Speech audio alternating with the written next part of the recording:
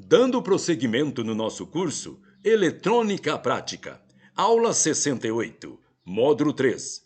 O assunto: como é feito um transistor. Vamos lá. Desde a primeira década do século XX até os anos 50, os aparelhos eletrônicos, isto é, rádio, amplificadores, transmissores e etc., realizava suas funções graças ao trabalho das válvulas termo-iônica, válvulas termos-iônica, que nada mais é do que um tubo de vidro dotado de um filamento aquecedor e eletrodo metálico, que permitia usar o dispositivo como amplificador. A própria existência da moderna eletrônica hoje em dia se deve a esse componente conhecido como válvula termo-iônica. Embora eficiente para o seu período histórico, as válvulas elas apresentavam uma série de desvantagens. Elas eram muito grandes e frágeis, de uma fabricação difícil e cara, e precisava de uma grande quantidade de energia para o seu funcionamento, e exigia fontes de tensão muito elevadas, devido à presença do filamento aquecedor que queimava com frequência. Foi então que, no fim da década de 40, surgiu o transistor, desenvolvido a partir de pesquisas com os materiais semicondutores com os quais, na época, era já feito alguns diodos. Os transistores, além de serem menor do que a válvula, era capaz de fazer praticamente tudo o que uma válvula fazia. Apresentava também baixo consumo de energia, baixa necessidade quanto à tensão de alimentação e etc.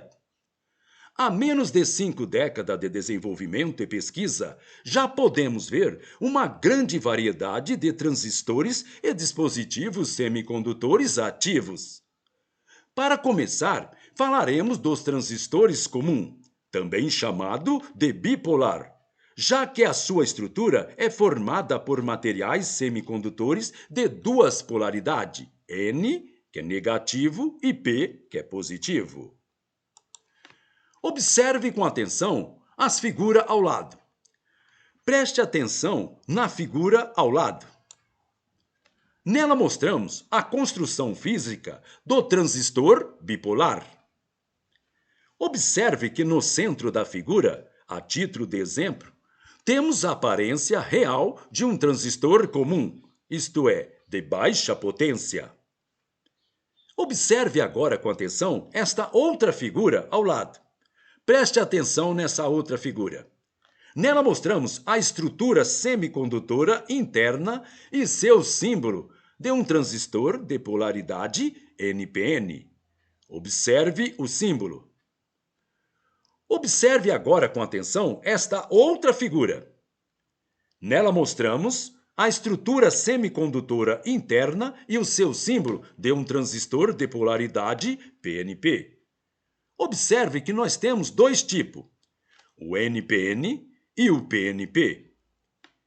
Aprendemos nas aulas anteriores sobre os diodos e as possibilidades de se adicionar impureza aos materiais semicondutores, neste caso, silício e germânio, de modo a construir bloco N, isto é, negativo, com sobra de elétron, e bloco P, isto é, positivo, com sobra de buraco, ou então conhecido também como lacuna. Os transistores comuns também são feitos de tais materiais, ou seja, semicondutores tipo P e tipo N, sendo estes construídos com uma estrutura tipo sanduíche, contendo os dois tipos de semicondutores. Vamos agora fazer uma analogia com os transistores e o sanduíche de mortandela. Observe com atenção a figura ao lado. Faz de conta que a mortandela é do tipo P e as duas fatias de pão é do tipo N. Temos então um transistor NPN. Agora, se a mortandela ela for do tipo N e os dois pedaços de pão forem do tipo P, teremos então um transistor PNP. Essa disposição em sanduíche dos materiais semicondutores É, portanto, a chave da construção física dos transistores. Preste atenção, aluno. Essa disposição em sanduíche dos materiais semicondutores é, portanto, a chave da construção física de uns transistores. Há, contudo, alguns pontos importantes a serem considerados. Primeiro, quanto ao símbolo dos componentes. Notar que no transistores PNP, a seta dentro do círculo, ela aponta para dentro, enquanto que no NPN, a seta aponta para fora. Observe com atenção a figura ao lado. Observe que nós temos dois tipos, o PNP e o NPN. Notar que no transistor PNP, a seta dentro do círculo, ela aponta para dentro, enquanto que no NPN, a seta aponta para fora. Segundo, nos dois tipos ou polaridade do transistor comum, o NPN ou PNP, as três partes do sanduíche também formam a junção muito parecida com o que já estudamos nos diodo e nos LED. Terceiro, a cada pedaço do sanduíche está ligado um terminal metálico, observe, externamente acessível. Observe que esses três terminais têm nome e função específicas. Emissor, simbolizado pela letra E.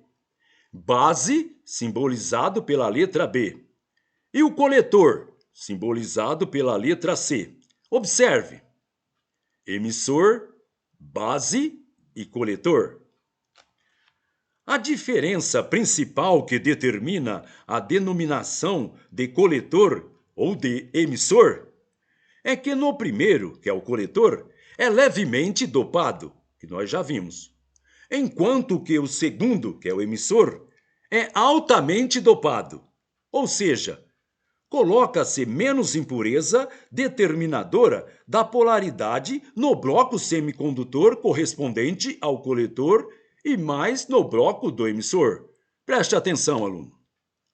A diferença principal que determina a denominação de coletor ou de emissor é que no primeiro, que é o coletor, é levemente dopado, enquanto que no segundo, que é o emissor, é altamente dopado, ou seja, coloca-se menos impureza determinadora da polaridade no bloco semicondutor correspondente ao coletor e mais no bloco de emissor. Quarto, tudo é encapsulado num só bloco e que sobressai apenas os terminais, conforme está sendo exemplificado na figura. Observe. Preste atenção. Muito bem, pessoal. Com isso terminamos esta nossa aula. Então, até a próxima.